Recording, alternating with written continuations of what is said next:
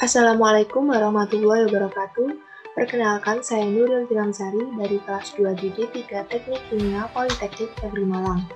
Pada video kali ini saya akan membahas mengenai lembar kerja mahasiswa pada praktikum pengendalian proses dengan judul modul yaitu respon hasil tuning sistem closed loop pada peralatan berpengendali.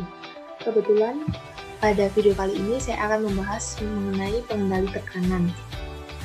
Yang pertama, sudah ditampilkan mengenai data hasil pengamatan fungsi transfer. Untuk KP sebesar min 1,105,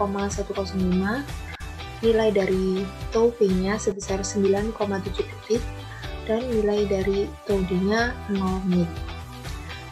Yang pertama, kita menentukan nilai parameter pengendali untuk tuning menggunakan metode EMC. Jadi pada tabel ini sudah disediakan 3 model yaitu P, PI, dan PID. Tetapi pada pengendali tekanan ini hanya menghitung menggunakan model PI saja. Yang pertama dilakukan yaitu menghitung nilai dari tau C dengan satuannya detik, yaitu dengan rumus nilai dari tau P-nya ini dibagi dengan 3, maka menghasilkan nilai sebesar 3,23.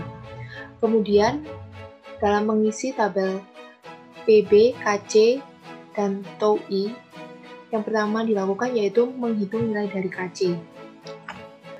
Untuk menghitung nilai dari KC, yaitu menggunakan rumus 1 dibagi dengan KP, kemudian dikali dengan tau P dibagi dengan tau C. Maka nilainya sebesar min 2,7149. Kemudian menghitung nilai dari PB, yaitu 100 dibagi dengan hasil dari KC, maka didapatkan hasil sebesar min 36,83. Kemudian nilai dari tau I-nya sudah tertera, yaitu sebesar 9,7 detik. Kenapa di sini tidak ada perubahan? Karena sudah diketahui dalam bentuk detik. Kemudian kita akan membahas mengenai PI. Jadi pada pengendali tekanan sudah tertera data hasil pengamatan tuning. Yang pertama tipenya yaitu servo pengendali PI dengan SP1-nya sebesar 40,4%, SP2 50,4%. Untuk nilai dari PB-nya yaitu min 36,83 dan nilai dari tau I-nya 9,7 dengan satuannya yaitu detik. Untuk kecepatan kertasnya di sini pada grafik ini sebesar 3 cm per menit. Kemudian dihasilkan grafik kurva respon hasil tuning, yaitu grafiknya seperti ini. Dari grafik ini kita bisa menentukan untuk respon time, TR, TP, dan sebagainya. Yang pertama kita lakukan yaitu membuat garis SP1, kemudian membuat garis SP2 sesuai dengan data hasil pengamatan. Kemudian kita menghitung beberapa hal yang diinginkan, yaitu menentukan analisis parameter respon hasil tuning. Yang pertama kita membuat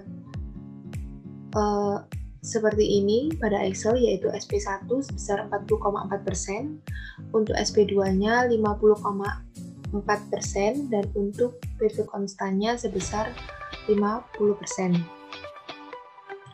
Kemudian kita membuat perbandingan menggunakan kecepatan kertas. Di sini sudah tertera sebesar 3 cm per menit, maka kita membuatnya menjadi satuannya detik.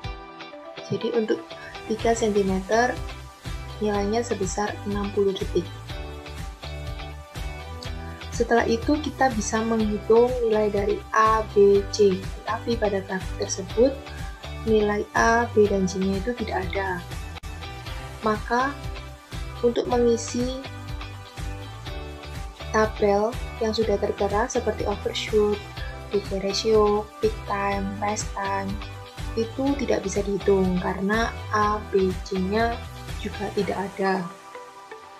Kemudian, kita hanya bisa menghitung nilai dari response time dan juga offside. Jadi untuk response time ini sudah kita buat garisnya, yaitu response time sendiri merupakan waktu yang dibutuhkan untuk mencapai nilai akhir yang steady state dengan toleransinya sebesar 5%. Maka kita membuat garis seperti ini, yang berwarna kuning ini merupakan garis dari response time.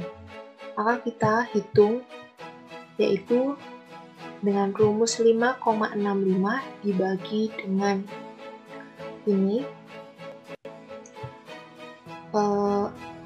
nilai perbandingan yaitu 3 cm, kemudian dikali dengan perbandingan dalam satuan waktunya, maka dihasilkan respon time-nya sebesar 113 detik.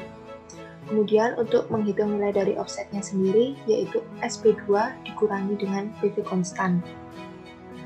Jadi dari SP2 ini dikurangi dengan PV-nya ini, maka dihasilkan nilai offsetnya sebesar 0,4%, dan untuk period of oscillation-nya tidak ada. Sekian penjelasan dari saya mengenai lembar kerja mahasiswa ini. Jika ada salah kata, mohon maaf. Wassalamualaikum warahmatullahi wabarakatuh.